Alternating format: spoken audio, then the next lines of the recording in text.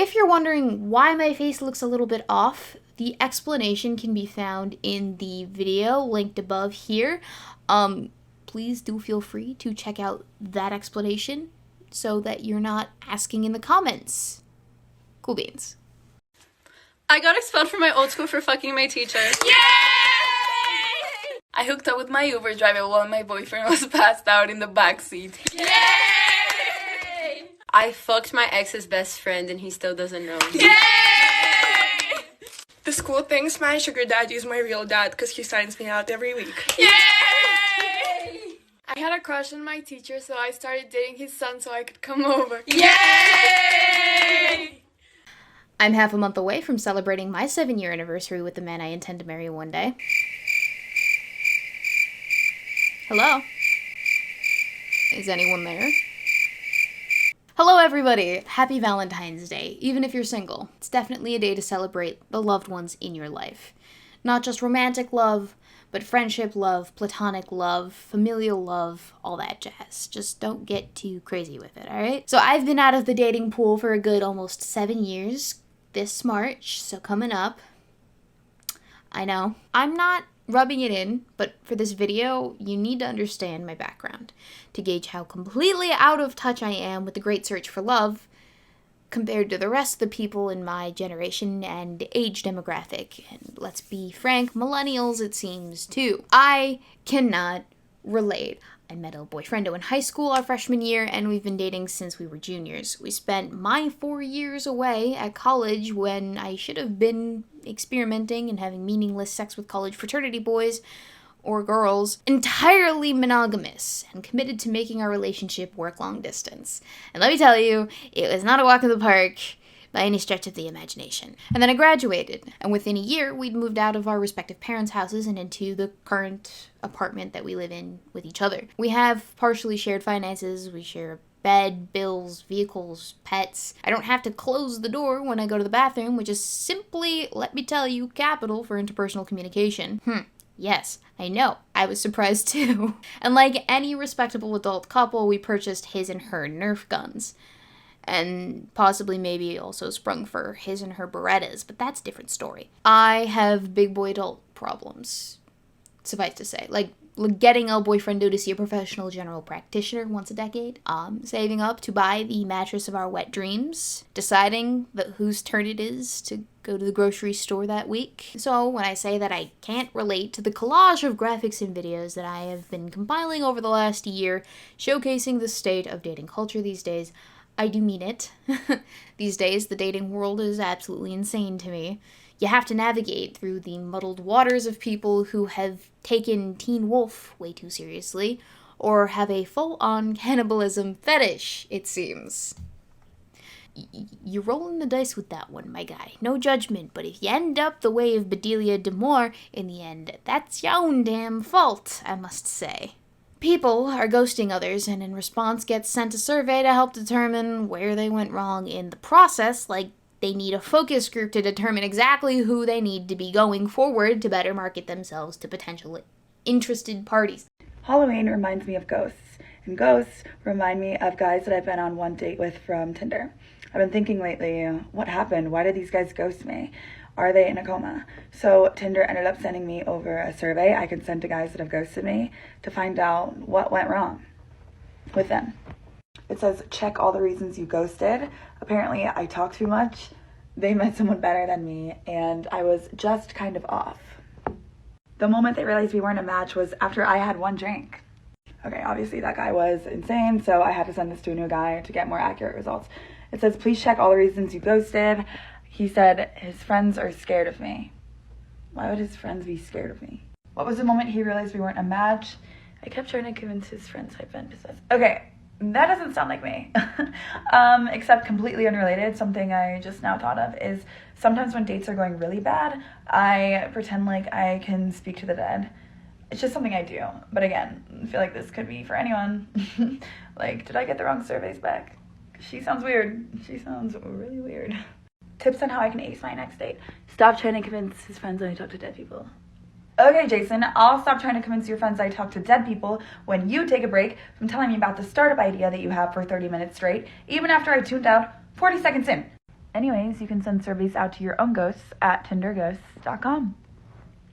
I don't get it. You can't even drink soda anymore. It's apparently turn off. Modern dating culture is barely weathering the climate crisis, apparently. Communication with people you're sleeping with is hard enough without all of this save the turtle nonsense. It is only a matter of time before goof wrangling turns into another elimination vector for the dating market. Oh, wait. My roommate when she talks to unvaccinated guys and convinces them to get the vaccine so they can go on a date and then proceeds to ghost them. Oh no. That's not to say you members of the Singles Club all can relate to any of what I'm about to show you in your experiences, by no means. Hashtag not all and all that jazz. What I'm saying is, I don't envy having to navigate through all of this hullabaloo myself. So, I've taken the liberty of compiling some examples of the trends that I've been seeing, and in the spirit of love this Valentine's, we will be reviewing them with a twist. We'll be having a guest on our channel, Dr. Jones, author of Affairs of the Heart and cardiologist to the stars. She will be walking you through the modern dating scene, and we will be learning some things together. May God have mercy on our souls. Let us begin. Good afternoon, ladies, gentlemen, lizard people, variants thereupon. My name is Dr. Jones, as you can see from my fancy name tag. I specialize in affairs of the heart, and today we will be discussing the current state of affairs in dating culture. So, let's begin with a history lesson, shall we? In the early days of Homo sapien courtship rituals, the parental figures of the couple would forego the temporary trial period of acquaintanceship, known as dating, that we see later in the 20th century. They would arrange for the pair to enter into a permanent community-recognized union together, wherein the female was sold off to the male for the purpose of reproduction. These arrangements were often of a transactional nature and usually advantageous alliances for both families of both parties entering into such a union. Love, romance, as a result, would be sought outside of the marriage by way of clandestine meetings happening in the night. Following the emancipation of women, we see a decline in the influence of parental figures and a rise in early dating culture, with young women entertaining gentlemen callers under the watchful eye of a third party. This then transitioned to self-initiated engagements by the pair outside of the homestead. If the match took, the pair would be married, and the rest, as they say, is history. As with most human interactions these days, human courtship ritual has transitioned from predominantly in person to predominantly online. And that is where our story begins. My best friend convinced me to have another host age. Dating apps downloaded, commitment issues never went away, feelings gone, roster built up, hose on delivered, head hit the ceiling. The female of the species, in an effort to find a worthy companion, or increasingly it seems these days, in an effort to feed herself, Me after scheduling 5 dinner dates in 1 week instead of buying groceries. will signal that she is ready to begin searching, either for the first time or for the 187th time that year. Matching with all my regulars after reinstalling Tinder for the 4th time this month. By downloading one of the many applications used in modern-day courtship. I can't be the only one that's re-downloaded dating apps so many times now, every year. It's come to the point that we actually have like a friendship group on there. I recognise everyone on there. Never actually met any of them, but it's like, oh, Tom's got a new pic. Dan's a homeowner now. So you're doing well for yourself, Dan. Proud of you, boo. And then the other weird thing is, you don't match any of them because you're like, well, you're still on here. But I'm still on here. And thus, the search is underway. Hold on, I got a Ku Klux Klan member on my page. Let me block this Ku Klux Klan member. She will weed out the undesirable parties from her pool of acceptable dating candidates. So, a man has to be at least 6 feet tall, make 7 figures, and have 8 inches in order to date you. And when she finds someone who fits her list of acceptable qualities, she then engages in riveting conversation with either the same or the opposite sex. This is not a practice exclusive to the young, as you can see by the state of this elder female Homo sapien who, at the age of 30, has ensnared the attentions of a much younger, far less experienced male. When you match with a 20-year-old on Tinder and realize you're gonna have to show him the ropes. Ladies, if a man gives you his cell phone number, do not text him first. Do this instead. Respond back with your phone number. The reason you do this is because you want to be pursued. You do not want to be the pursuer. Men who are serious that actually want to date will pursue you. It's in the early stages of the courtship ritual that we see the devious use of mind games and psychological hacks ad nauseum to dupe the unsuspecting catch into a wholly manufactured sense of attraction to the other party. These tricks include normal human behaviors that most every neurotypical and some not neurotypicals already are familiar with. This includes things such as basic conversational talking points while making eye contact with people in polite everyday conversation. If you're ready to try flirting with the person that you like, but you don't want to make it super obvious, you want to go a little bit more subtle, this low-key flirting hack works every time. The move is called the double take, and it looks something like this. Oh, you're the guy that likes Elon Musk, right? So you look up, look down, look back up again with a look of recognition, and then say something that you remember about them. It makes the person feel super special and like you remembered them for something, and then you can share whatever it is that you wanted to say with them. Super casual, super easy, and if it doesn't work out, you can go back to normal. Performing basic polite etiquette with the opposite party in order to gauge a telling reaction. Dating hack to know immediately if you should go on a second date. Do something that they have to react to, because it is nearly impossible to fake a reaction. Asking the same old questions, you're just going to get the same old answers, and everybody's on their best behavior on the first date anyway. I was raised in the South by a single mother, so something as simple as opening the car door. Does she say thank you? Or is she amazed by it? Then wow, she's never been treated well. Or is she like, I can open my own car door? If it's the latter, I would just nicely end the date immediately, because gratitude is the #1 key to living a fulfilling, wonderful life. There's a bunch of different ways to get a reaction, like tell a joke or to ask them to dance. And again, you're not looking for them to actually do it. It's how they respond. It's the attitude. It's the gratitude. You know what I'm saying? So hope this helps people not waste their most precious asset, time and energy. Love you guys. Back to you. Using the actual name of the individual in polite conversation and not merely talking about oneself. Psychology tricks to make somebody nervous or give them butterflies when you're in a conversation with them. Say their name, okay? You know when you're in a conversation with somebody who's new and cute and they say your name and you're just like... You can do that to somebody else. There's a reason why Rihanna wrote a song about it. It's hot. Just do it. Mention something they've told you about themselves. What school they went to, what kind of foods they like. It can literally be anything. But if you bring that back up in conversation, they're going to be like, aw, they remembered something I've said. Do I remember anything they've said? Straight up, just check them out in conversation. It's not that hard. Just do the classic, like, up-down look, but more seductive-like, and they're gonna be nervous as shit, thinking that you're interested in them, which might just make them interested in you. And those all seem quite fine and dandy, but the fact that you have to be told about them says something about our society, I do believe. And that wouldn't be horrendous if that were all of the tips and tricks. However, we know that that is not the case. There are truly unhinged tips and tricks out there. How to kill attraction.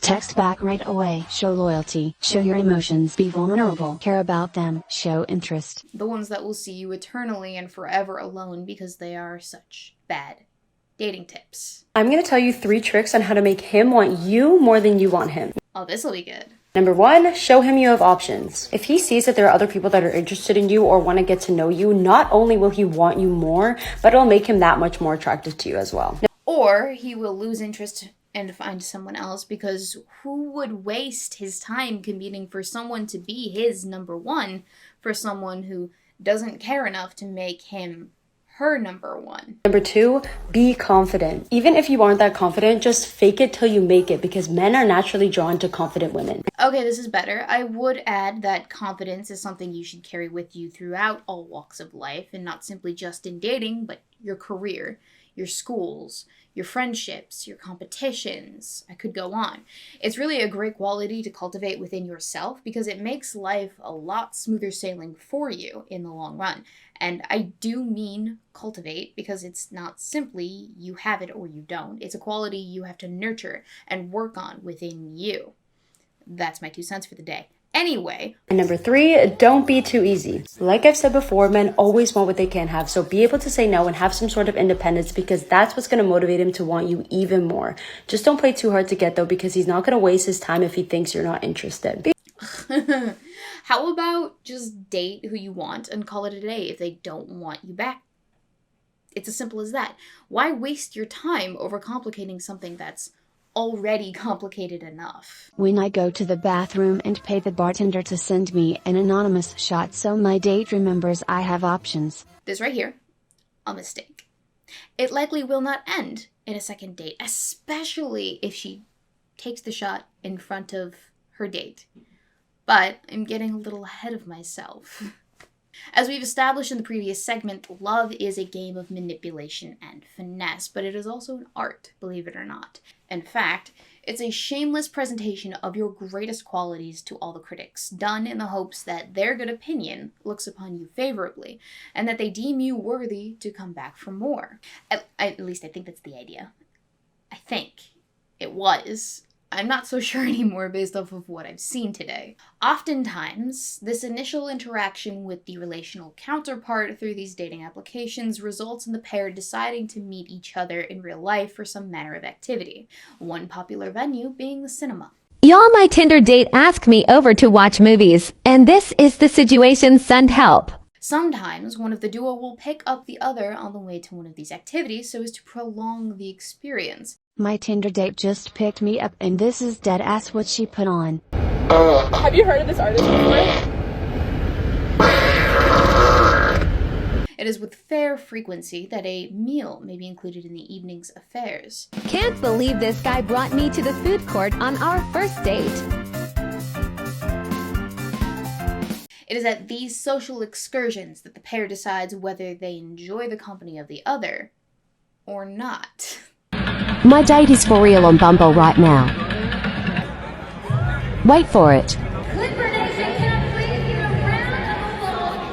Eventually, either that very first social outing or later, if the female is perpetually experiencing famine conditions, the occasion may transition to a more intimate state of affairs with varying results.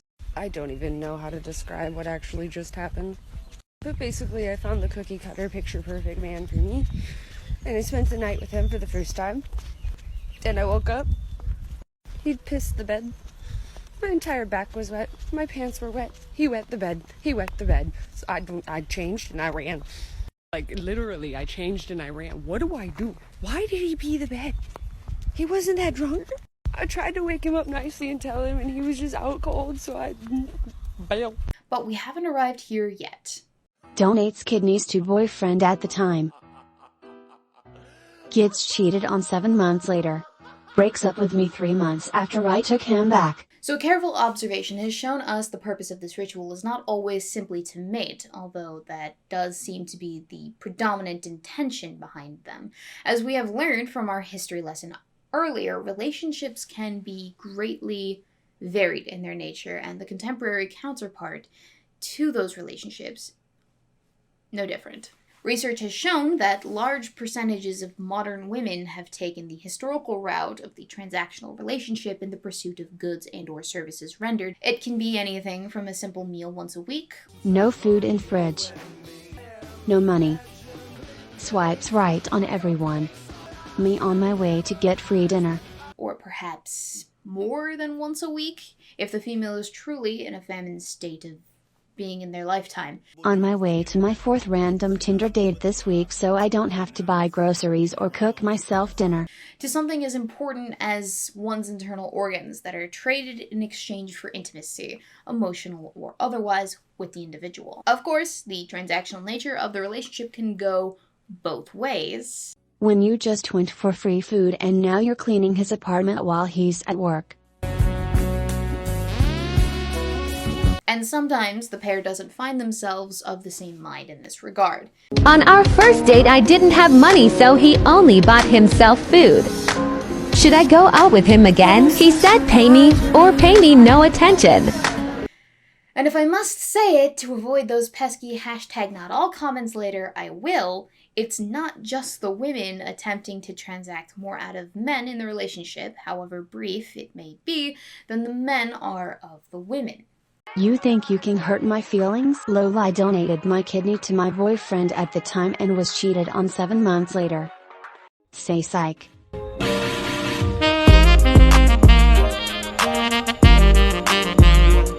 Fast forward to 7 months after the surgery. Hey babe, I'm going to a bachelor party with my church group in Vegas for the weekend. Alright baby, have fun, I love you. He was a hardcore Christian so I didn't worry at all. I was studying for finals until... Knock knock knock.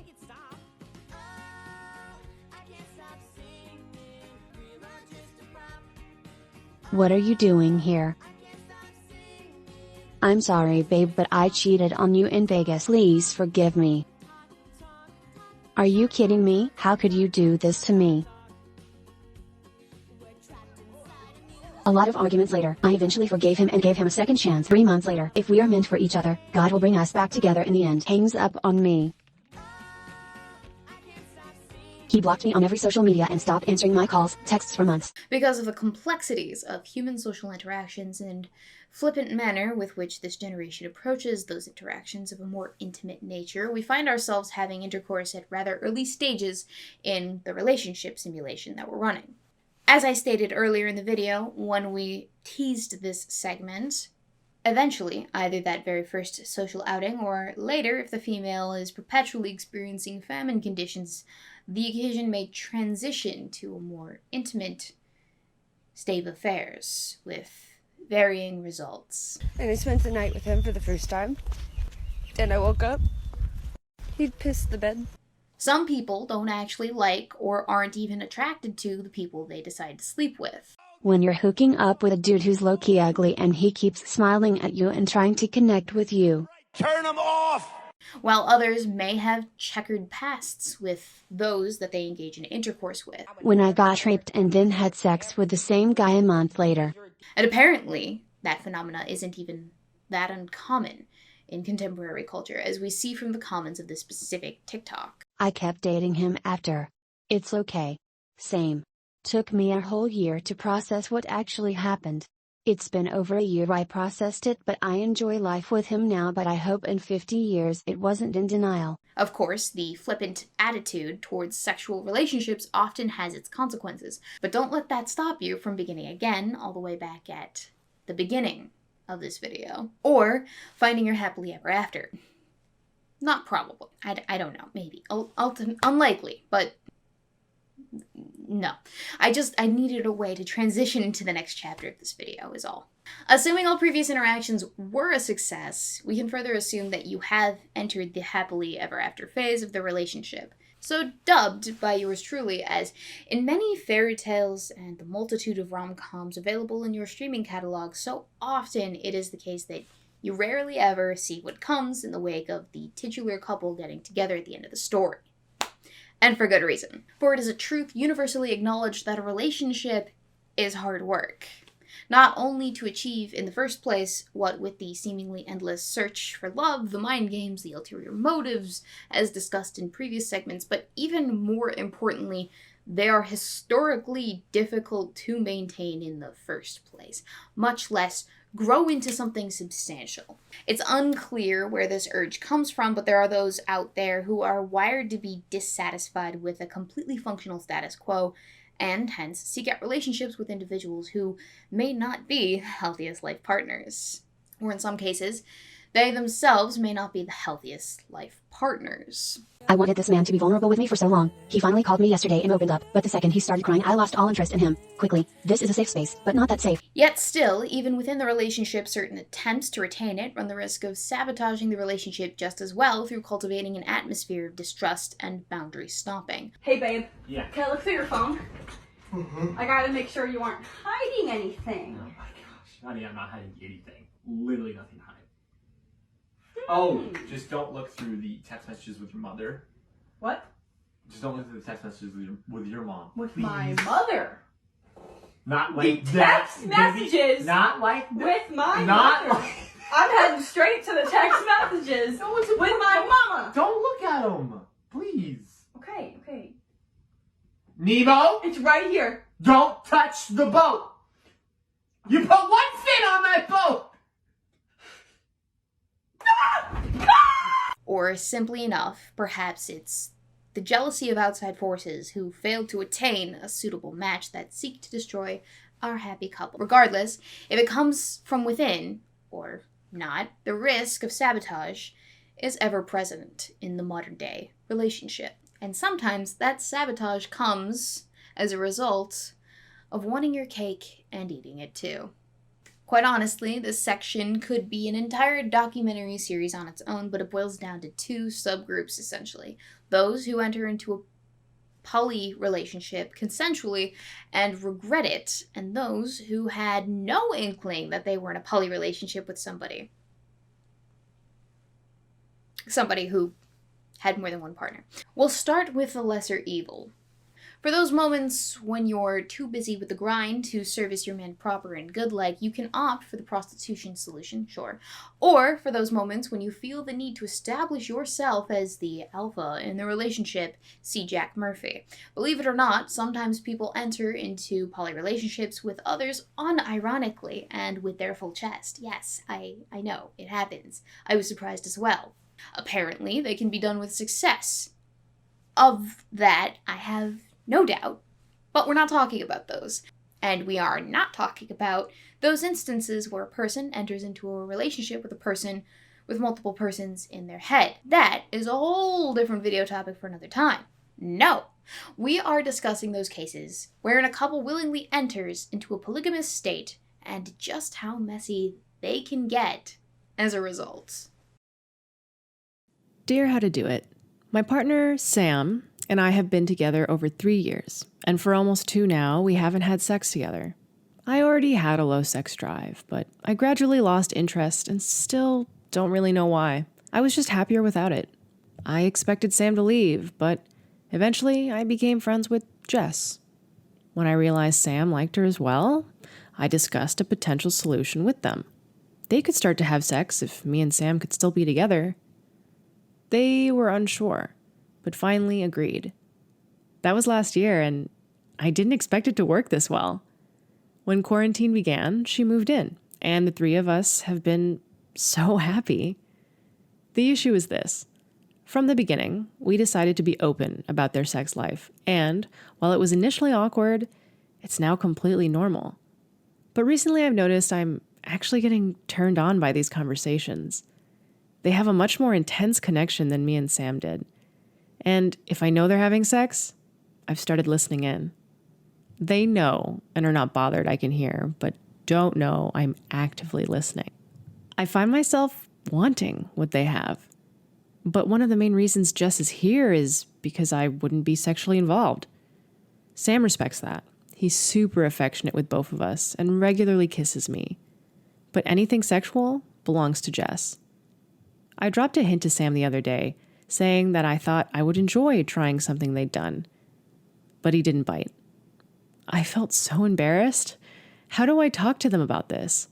I don't want to change anything, but I want to start having sex with my partner again. Signed, want to get back in the sack. My, what webs we entangle for ourselves, ladies and gents.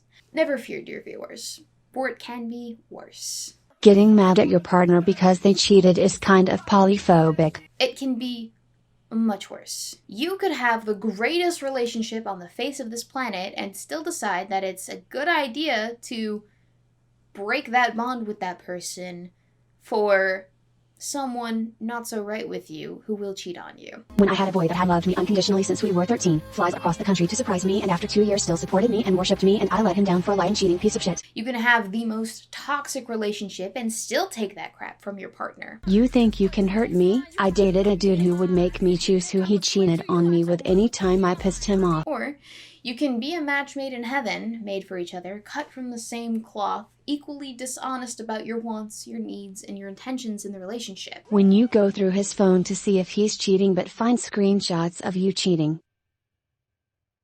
Wait a damn minute. Wait a damn minute. But remember, boys and girls, if you should decide to leave, it's all your fault for lacking in X department. Of course, there are other less conventional methods of finding the one. However, some of the methods, at least the ones that I'll show you in this segment, tend to skew towards the more taboo side of the aisle, even towing the line of legality. Some even crossing it. You could harken back to the days of the height of European royalty, wherein common practice was to keep it in the family. And even if you go this route, you can always circle back to more conventional methods and still keep it in the family. Best of both worlds. If you are employed, you could always groom someone from work or from church just to keep it more wholesome. Or you can forego the human species entirely and settle for man's best friend. I know we all let our dogs eat us out at least once. What on earth could possibly go wrong here? But perhaps, and I understand this sentiment, after describing to you in excruciating detail the current condition of the modern dating scene, you've decided that dating just isn't for you. Well, you're in luck, because you have a plethora of options at your disposal, ladies and gentlemen. A new age is dawning, in fact. One where you will no longer have to tolerate the woes of romance IRL. Artificial intelligence has allowed us the luxury of simulating a relationship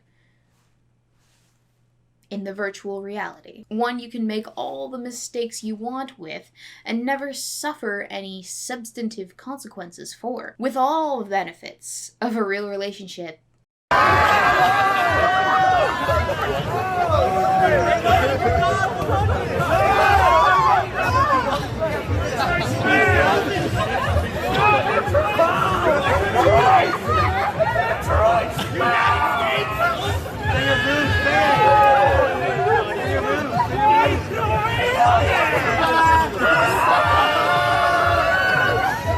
And none of its losses. Or, and here's a thought, you could simply walk away.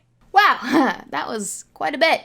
Okay, time for final thoughts on this. What I think is the crux of the issues when it comes to people and those mistakes that they make in love is that they're looking for that quick and dirty magical shortcut to their happy endings, when in fact relationship is not meant to be like that at all. We've grown to accustom to our conveniences in contemporary society, and so as a result no one's got any patience for the heavy lifting that comes with being in a relationship. And I'm not just talking about the mind tricks and games, okay? I'm not talking about that actually at all. You don't need them to score somebody that you can spend the rest of your life with. Actually, they're probably more of a detriment, because that means you're overthinking about how to have basic interaction with a person. They're a person, not a robot. They are not an algorithm that you have to dupe into favoring you. They're a person. Human social interactions are some of the most complex dynamics that you will ever encounter. Yes, that's because no two humans are the exact same. Even identical twins raised in the same household can have wildly different personalities. Add intimacy to the mix, and you find yourself in a complex balancing act between setting your own boundaries and allowing for compromise. Being in a relationship is very much transactional, don't get me wrong. But the most successful, the most healthy relationships that you could find in your day-to-day are all about being supported, and supporting in turn this person who is your partner in life, or who you want to be your partner in life. Relationships are about learning the best way to communicate with that person, whether it be verbally, physically, emotionally, subtly, and everyone is different, so it's gonna take some trial and error. There is no foolproof trick to getting someone to talk to you. I'm sorry, there's no cheat codes to relationships. You can't cheat code a relationship. You just can't. They are about patience and trust, selflessness, learning who your partner needs you to be in the circumstance that come up in your life together. There is no one tried, true method to love another person, and if there was, the divorce rate wouldn't be as high as it is now. There are functional ways to find a partner, or partners if that's your thing. Functional ways to be in a relationship. Functional ways to grow in a relationship. And then there are a lot of the things that I showcased in this video. Most of all, I think it's important for you to be honest with yourself about what you want out of a relationship, and be upfront about that from the very beginning, because things will sail a lot more smoothly if you are. Lastly, and this is also kind of important, but I know people don't want to hear it, but it's true. It's okay to be single and to work on yourself first before delving into a relationship where you have to work on two people as opposed to one. If you have more growing to do as a person, in order to be successful, that is okay. Life is all about growth. Revel in it. Don't avoid it. Anyway, happy Valentine's Day, everybody. I'll catch you in the next one. Peace!